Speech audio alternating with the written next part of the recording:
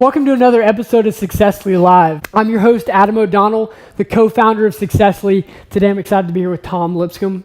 Pleasure to be here. Today we're excited to talk about financial-based approach to customer success. Let's just dive right in. What does that actually mean to you? So when you start talking about that, everybody's probably tuned out right now because it's kind of like, oh my God, boring or old school. But I step back and I kind of try to figure out what is customer success really about? Customer lifetime value.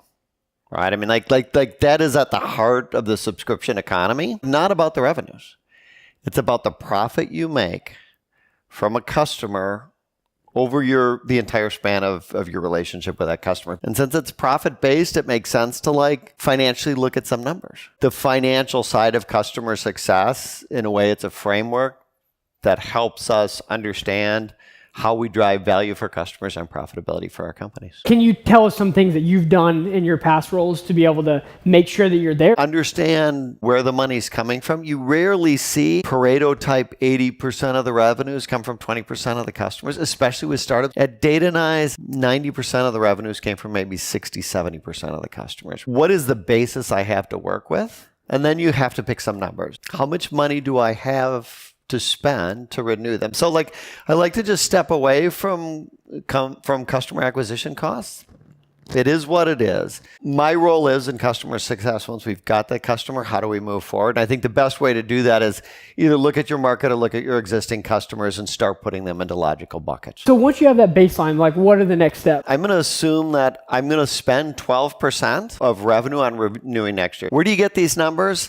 Spreadsheets. Salesforce, right? I mean, it just depends on your level of maturity. Start putting them into logical buckets. Look for different distributions, right? Boy, we've got a bunch grouped here at $1,000 a month, and we've got another group at 25. How do I take and look at my team and my resources and allocate their time according to that, right? It's nice to say, I've got these systems and I've got these call to actions and I've got these playbooks, but how can I most efficiently do that? And you'll see it change for the different segments. I'm charging someone $12,000 a year.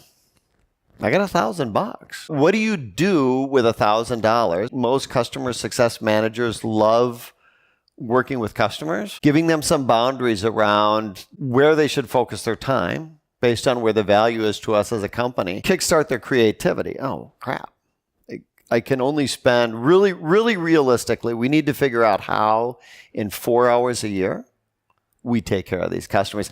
People look at it as kind of putting things in a box, and I think it just freaking opens up creativity and makes people go wild. Is this something that you're suggesting right out of the gate as a small company? I don't want you to get the wrong sense. I'm not you need, financial planning. Let's do quarterly reviews. It's almost like a business plan for customer success, right? It's like the definition of what you think you're going to do and how you're going to do it, that enables you to quarterly go back and be oh God, we thought we were going to have 60% of our customers from upmarket, and we don't.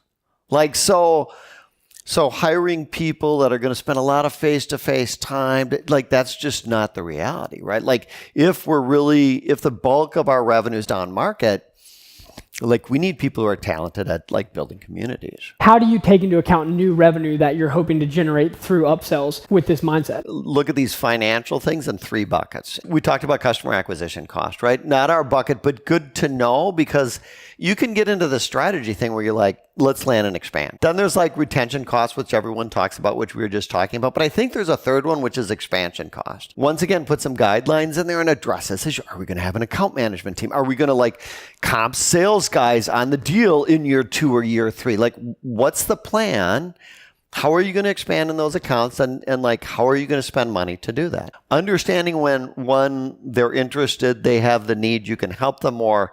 And enabling them to do that by selling them more of your products and services is what you need to do. But it's not free, right? It's not magical, we should just depend on everyone buying more stuff from us, right? You need to say 30 cents. Pick a number. Pick a number. Ooh, we can't do it for 30 cents.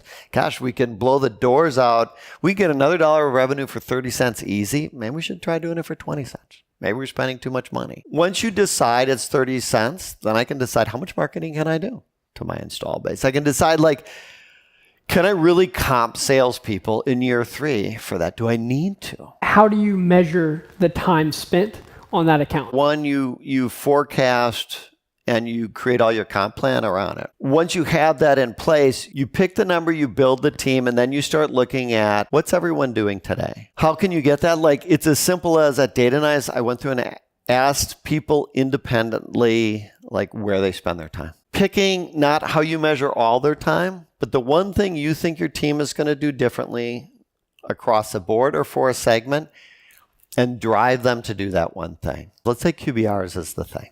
We're going to do QBRs for the top segment of our customers. Okay, like, how are we going to do this? How much time does it take? And go through and build a model that's reasonable. Like, if I'm going to spend an hour with a customer, does it take me 3 hours up front? You don't need to measure that every time. Just validate it. Like, is that what it takes? Like, what are we asking people to put together? Do they need to pull reports? Do they need to talk to customers? So is that a 5-hour activity? Then either through a spreadsheet, a Salesforce, or, a specialized tool to do it, you have these activities that you want people to do, right? And you measure whether they're done. Don't try to measure every activity they're doing. Try to understand where they're spending their time today, and then move them to, this is the one thing we've decided as a team that this segment's going to benefit from the most. Let's define what it is and start doing it. What is that end-all be-all that we're measuring that? Create these buckets of time. Some of them planned, some of them even proactive, because you see a thing that's like, there's an event we see taking place at a customer. I'm not being reactive. I'm actually being proactive, but it wasn't a planned activity. I did not know that this customer was going to get to this point and state where I needed to take this action to, like, proactively help them along.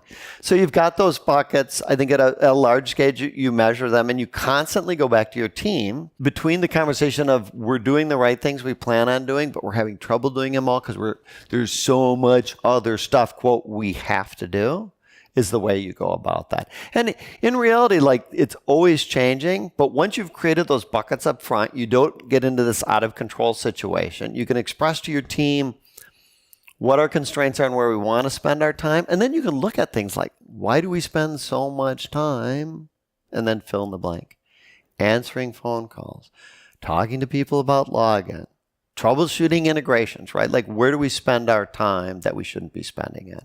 We are just aware of it, and we're doing the best we can to strategically manage it. Right. It's not a perfect science, and we're not going to try to get there because we have great people on our team. This is not intuitive to most people, especially most millennials. But, like, I look at this activity as, like, enabling high performance teams. So, like, back in the day, I did a ton of high performance team stuff.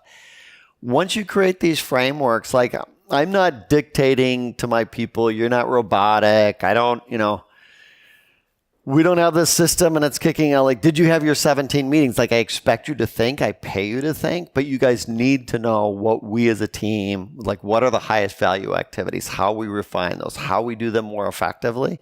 So I'm enabling you to be creative and be, like, a huge part of the solution to what we're doing versus the guy who's like, yeah, looking and like, okay, I expected more calls. I expected more of this. Okay.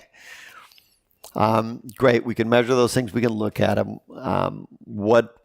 Why aren't we able to move from those activities we all spend time on doing to those ones we want to do? Yeah. If the answer is, like, people aren't working hard enough, you got another problem. But most of the case, that's not, it's in customer success. That's just not the way it happens, right? It tends to be, we're having problems. What can I do? Like, as a leadership, like I'm not that good. I hire really great teams. I work with really smart people. And so my role becomes, how can I enable my, like, A players to kick ass and make me, basically, how can I enable them to make me look good? Any tools that you can suggest for us to help execute on this? Costs aren't that high, especially here in the Bay Area, relative to the people whose productivity you're trying to improve, right? I mean, I got a team of 10.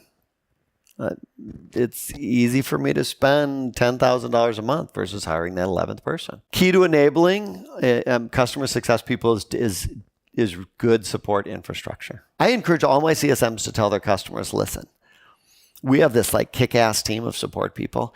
They can answer your questions really quickly. Like, I'll do anything I can help you, but I'm in meetings, I'm talking with customers, I'm doing QBRs. If you need an answer, these people can crush it. If they can't, let me know. There's tons of them, Intercom, Zendesk, but that type of infrastructure is really important. Moving up market from that, if you do a lot of, like if you have customers that bring people on board, things like Pendo that allow you to do like in-app training and stuff like that, is just like phenomenally good. This kind of subject of managing your time, another thing I think is really important for customer success professionals to understand is like the goal isn't to spend 100% of your time with customers, especially in young teams. There's like I talk about all this stuff. Like I want to leverage my smart people to create better solutions to better satisfy the customers, blah, blah. How the hell do they do that? Like, do they not have a life? Do they do that at night? No. Like, they need time to do that. So at Data Knives, we did this thing where like I added as part of people's like bonuses, creating content, creating processes, depending on your role, creating something. And one of the things we found really helpful and like in these environments where everybody sits in the room is we download, and there's a lot of different like Pomodoro apps that are timers on people's computers that let you know, like let people know your head's down working on something, right? And it actually gave me a sense of how much time my team was really spending on specific activities. There's great little project management things too. I think keeping track, especially with young teams who are building stuff of in some sort of project-y type way, of what content they're putting together makes sense too. My biggest takeaway is this time piece. Put up a wall, stop, so I can focus on this, ultimately increasing my productivity, which decreases our cost per customer. Cool. Thank you so much. You bet. Really appreciate it. Yeah, it's been awesome. Another great episode of Successfully Live.